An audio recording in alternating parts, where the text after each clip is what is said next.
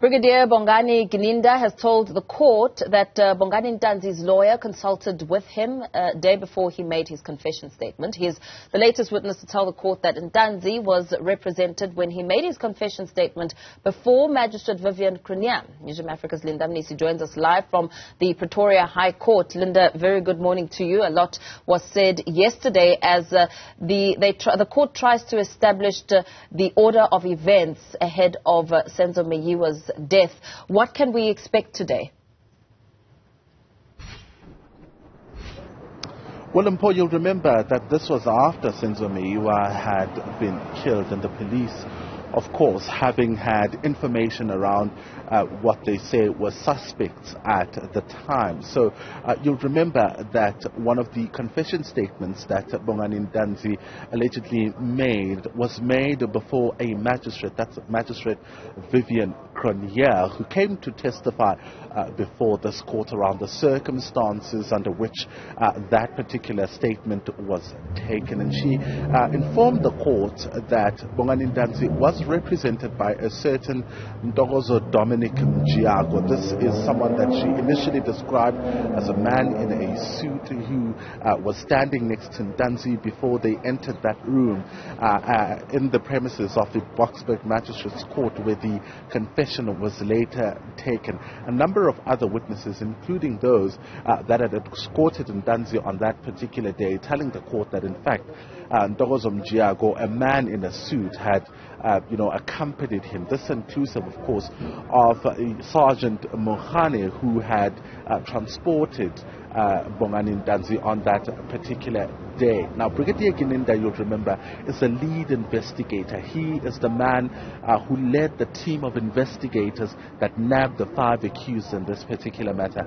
And he told the court of an incident the day before this confession was made, saying that, he got a call informing him that a lawyer had come to the police station when Ntanzi was detained and told the police that he wanted to consult with Bongani Ntanzi.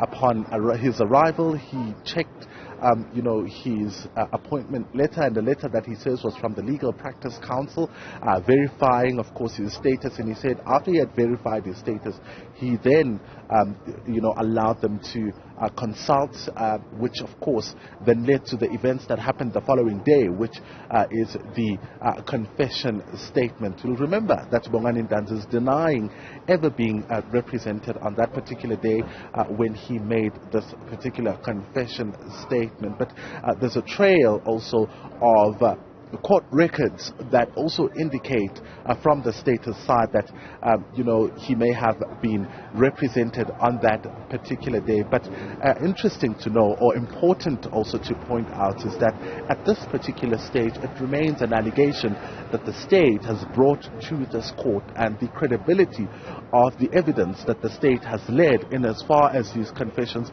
can only be determined at the end of the trial, within the trial, once Bongani Ntanzi has also led his defense alongside accused number 1, Muzika Ukulela. Both of these accused are said to have made confession statements. Another interesting element to come out of this trial, Mpo, is the issue around the alibi. You'll remember that initially the court was told that Bongani Ntanzi started making admissions after his first failed alibi.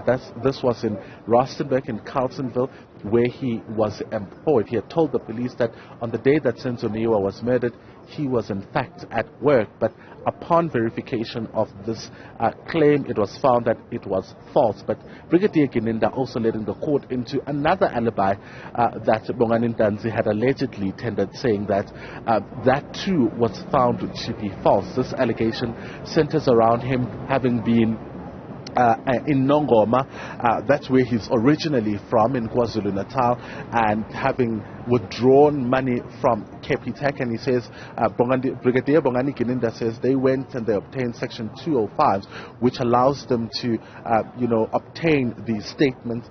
And upon investigating, they found that that alibi too was false. So he continues today with his evidence in chief.